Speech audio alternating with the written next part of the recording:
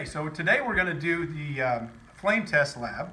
And so you should have a handout next to you that says flame test lab on it. And really what you're going to be doing is writing down observations. And these are mostly going to be things you can just see and compare to something else. Now the whole idea behind this is we've got different salts. I have several different examples here. Okay, this one says Na+. This is sodium. Okay, now I'm going to try to heat this up.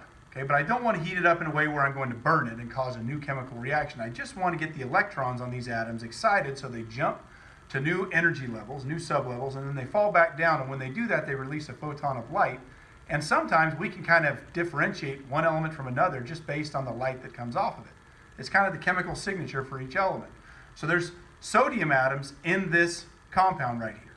Now, the way this is going to work, if you see the Bunsen burner, right now the Bunsen burner is drawing air, oxygen, right up through here, right up through this draft. What I'm going to try to do is shake this around and get some microscopic little particles, airborne, and see if they'll go right in with the oxygen and go up through that flame just enough that we can see some changes. Okay, it's not really burning this. I don't want you to misunderstand that this isn't being burned. It's just being energized. We're giving it some energy, and what you're going to be able to see is some evidence that not every atom is the same as the atom of another element. Okay, they all have protons, neutrons, and electrons, but where those electrons exist, in what energy levels, makes a big difference in how the atom will behave. So the whole point of this is for you to see me energize atoms and then have some evidence that those atoms don't all act exactly the same. So we're going to shut the lights off, and I'll tell you which one of these I'm testing and when. All right, so lights are off. I got a little light here so I can see what I'm doing. Okay. And the first one I have, like I said, is sodium. So this is not going to go in order. I just have a random amount of samples. I want you to find Na, sodium, on your sheet. Okay? And what I'm going to do is I'm going to shake it up real good, and then I'm going to open the lid and not dump it into the flame, but just see if I can get some microscopic particles to go out with the airflow and right up into the flame itself. Okay, so here is sodium. I want you to take a look at what it looks like. See if I can find the draft on this thing. Let's try it one more time.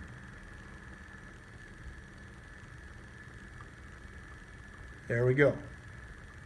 You see this kind of orangish color that comes out. Okay? It looks very similar to maybe the way a normal campfire would look for you. Instead of this Bunsen burner flame, has that kind of color to it. Okay? So write down the colors you see, and really what you're going to see is how is it different from something else. Okay, and some of these differences are big, and some of them are very subtle. It's hard to tell.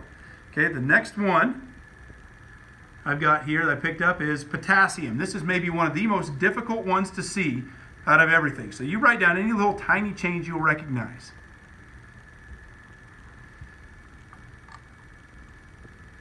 Oh, there it was, just for a flash. I'll try it one more time.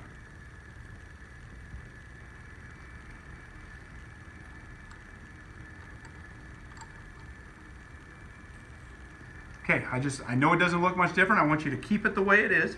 Just write down what you see. Not everything is perfect. Sometimes you get good results and sometimes you don't. The next one is strontium, Sr. By the way, potassium in the last one was K. So the last one should have went under K. This one goes under Sr. Oh, that one kind of had something we could see. There we go. Okay, so that's strontium. I'll try it one more time.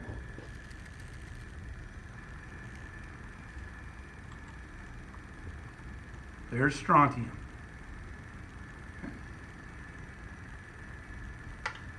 All right, next test.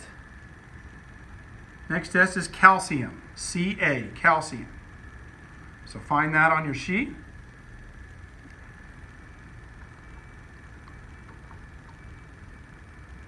Oh, got a little flicker there of what it is.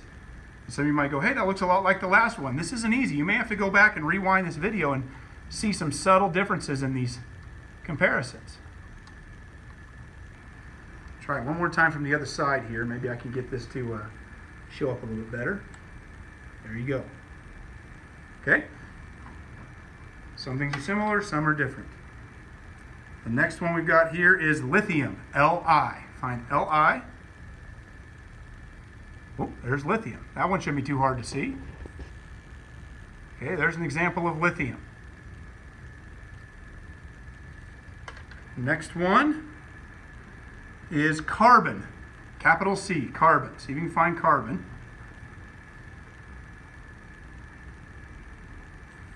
Okay, now this is tough to see. You do see the orange come out.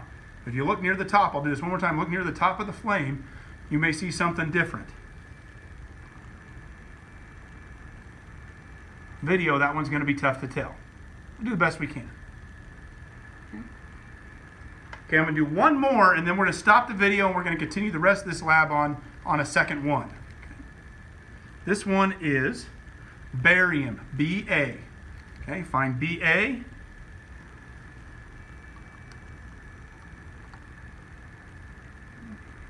There we go. Okay. Try it from the other side here. Maybe I can get that to show up a little bit better.